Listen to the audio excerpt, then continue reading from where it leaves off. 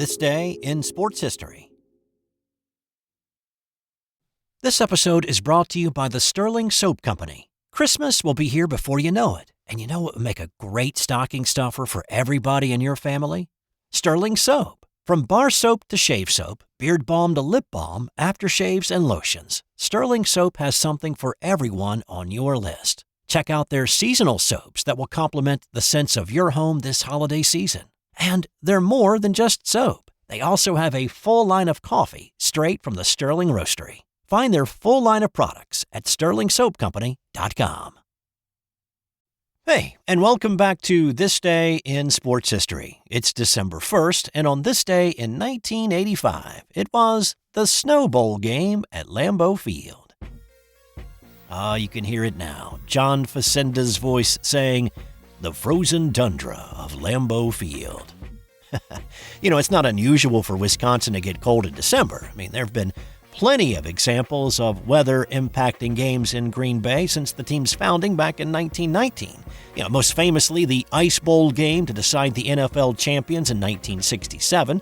There was the heated field disaster in 1977 that turned the frozen tundra into a muddy mess. But this game in 1985 stands out for one big reason: the people who did not show up.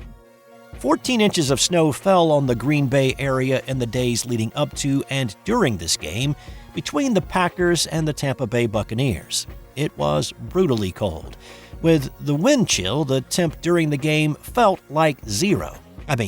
It's been colder there for a game, but conditions are bad if only 19,000 folks showed up to watch, with 36,000 no-shows at Lambeau, a venue known for its hardy fans who are anything but fair weather, both literally speaking and figuratively. And this turned out to be the lowest attended game in the history of Lambeau. It was also fairly evident who was prepared to play in such challenging conditions. The Packers didn't exactly light up the scoreboard, but they didn't let a little snow and cold prevent them from putting the ball into the air. Green Bay put the first touchdown on the board in the second quarter when Lynn Dickey moved the Packers down the field with a couple of passes to James Lofton and another to Paul Kaufman. Dickey capped it with a 1-yard plunge to make it 7-0. Lofton had more than 100 yards receiving in the first half. Tampa, on the other hand, played like a South Florida team. Steve Young was the quarterback for the Bucs, and his attempts at an aerial attack fell pretty flat. He threw 4 interceptions on the afternoon. The Packers were playing as though they were on snowmobiles, with running backs Eddie Lee Ivory and Jerry Ellis combining for 210 yards rushing. Ellis had 35 of those on the second touchdown of the day to make it 14-0. Dickey finished the day with 22 completions and 299 yards through the frozen air as Green Bay pitched its first shutout in 8 years with the 21-0 win. The Packer defense allowed only 65 yards in total offense for their best defensive effort in 18 years, though the conditions may have helped that out a bit. Green Bay linebacker and Wisconsin native John Anderson said after the game that he, along with other Packer players, did not have any issues with the weather. I guess I'm Wisconsin. I'm a little bit more partial, I guess, but, temperature-wise, it was just fine, and the only problem really was the wind. Sometimes you couldn't see the other guy on the opposite side of the field sometimes when the wind kicked up, but other than that, it was just fine. On this day in 2007, it was a wild day all over the country in college football. Let's start in Atlanta for the SEC Title Game. This was number 5 LSU versus number 14 Tennessee. LSU had been number 1 during the year, but the overtime loss to Arkansas that we talked about in the November 23rd edition of This Dish gave the Tigers their second loss of the year, and the thought was that they had their national title hopes dashed. The Volunteers were also a 2-loss team. LSU had to deal with a few distractions prior to this one as well. Earlier in the day, ESPN had reported that head coach Les Miles would be leaving Baton Rouge to replace Lloyd Carr at Michigan. Miles called a press conference hours before the game to dispel those rumors. Also, starting quarterback Matt Flynn was injured, and so it was backup Ryan Perrilloux getting the start. The Vols scored first, putting a touchdown on the board in the first quarter. LSU answered with a pair of field goals. It stayed that way into the third. Here's Vern Lundquist with the call for CBS that day. LaFell and Terrence Tolliver to the right side. Bird and Doucette to the left. Four-man rush. They come with a corner, and that one's in the end zone. Caught. Touchdown, Demetrius Bird. That made it 13-7 Tigers. Tennessee took the lead back with a score later in the quarter, but in the fourth, Vols quarterback Eric Ainge got a little sloppy with the football, and this happened. Here's the voice of the LSU Tigers, Jim Hawthorne, with a call for the LSU Sports Radio Network. And there's the snap. Here comes the Tiger rush. Here's the pass. It is intercepted. Zenon, touchdown! My, what LSU needed, and I mean right at the right time. Jonathan Zenon, the left quarterback. LSU picked off another Ainge pass late in the game and then salted away the clock to win the SEC championship 21-14.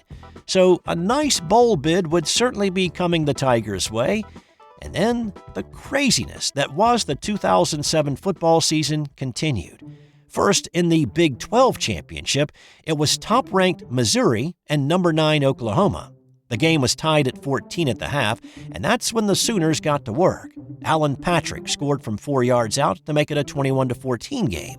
Then, after Curtis Lofton picked off a Chase Daniel pass and returned it inside the 5-yard line, it set up a Sam Bradford to Jermaine Gresham touchdown strike, and the Sooners were up 28-14. When Bradford threw his second TD of the night to Joe John Finley, it was all over but the screaming. Oklahoma shattered Missouri's title hopes with the 38-17 win. Now, at the same time, the Backyard Brawl between number 2 West Virginia and unranked Pittsburgh was going on. The Mountaineers were a 28-point favorite coming into this one because the Pitt Panthers were not a good football team back in 2007. They were a 4-win team coming into this one with losses to UConn, Navy, and Rutgers, among others. But in a rivalry game, a lot of times you could simply throw out those records. The Mountaineers just needed one win, and they would roll into their first ever BCS title game. This was the Rich Rodriguez and his spread offense that was revolutionary back in 2007, so revolutionary that he would actually be the one going to Ann Arbor instead of Les Miles. West Virginia had an uncomfortable 7-3 lead at the half. And things got a lot more uncomfortable on the opening kickoff of the second half. Calling the action for ESPN that day was Mike Patrick. Vaughn Rivers. That's it from behind. Ball comes loose. Did Pitt get it? Yeah, yes, they did. Holy cow. Pitt used LaShawn McCoy to march down the field and set up backup quarterback Pat Bostic for the go-ahead touchdown. West Virginia also went with a backup quarterback in this one. Starter Pat White dislocated his thumb in the second quarter, and he came out of the locker room in the third with no pads and a sweatshirt.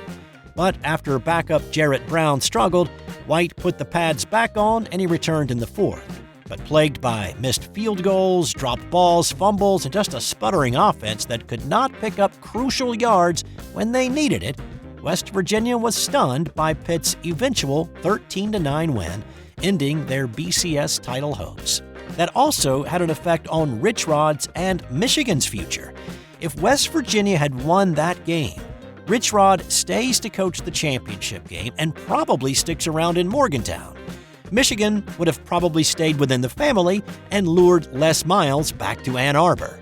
Anyway, West Virginia's loss put LSU, the 2-loss team that everybody had counted out, the winners of the SEC title game and coached by Les Miles, back into the BCS championship. On this day in 1963, Wendell Scott became the first black driver to win at NASCAR's top level, taking the checkered flag at Speedway Park in Jacksonville, Florida. In what was then called the Grand National Series, Scott was competing in a 200-lap, 100-mile event, or so he thought. Nearing the finish line at the end of 200 hard laps, Scott watched for the checkered flag to drop, but it didn't. When he came around the half-mile track again, still, the flag did not wave. At the end of lap 202, Scott, now in third place behind Buck Baker and Jack Smith, watched the checkered flag fly, signaling that the popular white driver was the winner. Heading back to the pits, Scott immediately asked for a scoring review. Now, Back then, scoring was done manually, which could lead to honest human error or dishonest and outright cheating. So, which was it this time? Well, it is easy to suspect dishonesty and racism, with Scott as the only black driver competing in a very white sport in the Jim Crow-era South. But others said that due to horrible track conditions forcing cars in and out of the pits for repairs, it was tough to keep track of who was out front that day, and that there is reason to believe that it was simply an honest mistake. Still, Scott watched Buck Baker take the trophy and kiss the local white beauty queen and answer questions from the reporters covering the event, while officials went back over the scorecards. It took more than an hour for race officials to sort out the winner, and what some say is the time it took for the spectators, media, and the beauty queen to leave the track before Scott was officially declared the winner and given the $1,000 winner's check. However, he did not get the official trophy, and to this day, never has. But on August 28, 2021, NASCAR presented the Scott family an official replica of that trophy in an attempt to make amends for the slight nearly 60 years in the rearview mirror. But what took even longer was another black driver to break through and win. It was not until October 4th of that year, when Bubba Wallace won at Talladega, that another black driver won a Cup Series event. And on this day in 1997, the Golden State Warriors' Latrell Sprewell got in an altercation with and choked head coach PJ Carlesimo. The Warriors were a hot mess at this point, with a pitiful 1-13 record in Carlesimo's first year as the Warriors coach. Carlesimo was known as being a tough guy, and during practice that day, he was not happy with Latrell's effort, and he told him to put some mustard on those passes. Sprewell responded that he did not want to hear that today, to which Carlesimo started walking toward him. Latrell's warning to the coach to stay away from him went unheeded, and when Carlesimo came closer, Latrell grabbed him by the throat, rode him to the ground, and kept the chokehold for about 15 seconds before he was pulled off, with some observers saying there was not any hurry to get Latrell off of PJ. Sprewell was kicked out of practice, but he returned 20 minutes later to restart the altercation, throwing punches at Carlesimo this time, landing one before being pulled away again. Latrell's side of the story was that A, he was not choking coach that hard to begin with, and B, his punches did not connect. But the damage had been done. The Warriors suspended him initially for 10 games, and then they terminated his contract. And then the league stepped in, with Commissioner David Stern suspending him for a calendar year in which he could not be paid by another NBA team. An arbitrator reduced the suspension to the remainder of the season, or 68 games. He never played for Golden State again, but he was acquired by the New York Knicks after he was reinstated, and he played 4.5 years with them before ending his career after 2 years with Minnesota. But the shadow of what happened on this day in 1997 will forever cloud Sprewell's legacy. And time now for today's Nothing to Do with Sports Did You Know? You've seen the pictures of plague doctors, right? You know, with the masks. Well, the mask and the beak of the well-known plague doctor was filled with herbs. Germs were unknown at this point in history, and disease was thought to be carried by foul-smelling air. The addition of the herbs like sage or lavender were thought to prevent catching the disease. That's all for today. Check back in tomorrow for another edition of This Day in Sports History.